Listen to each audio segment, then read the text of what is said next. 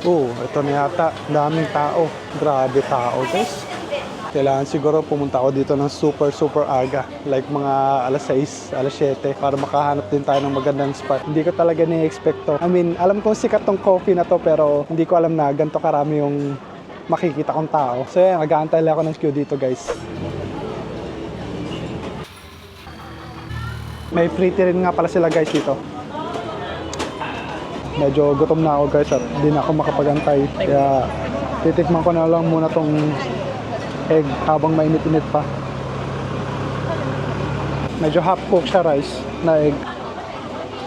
At first akala ko magiging malansa siya kasi medyo hilaw, diba? Nag-order din tayo ng Thai tea, guys.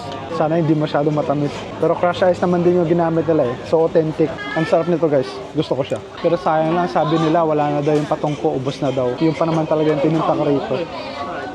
But anyways, yeah, next time. So try na lang muna natin tong Thai tea. Ang bango ng Thai tea. And not so sweet, guys. So okay, perfect sa mainit na panahon dito sa Thailand.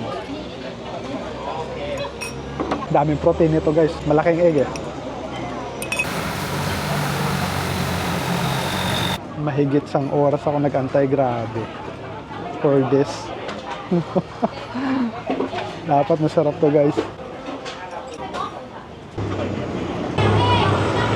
Shamrangan ครับผม เรียบร้อยนะครับ ขอบคุณนะคะ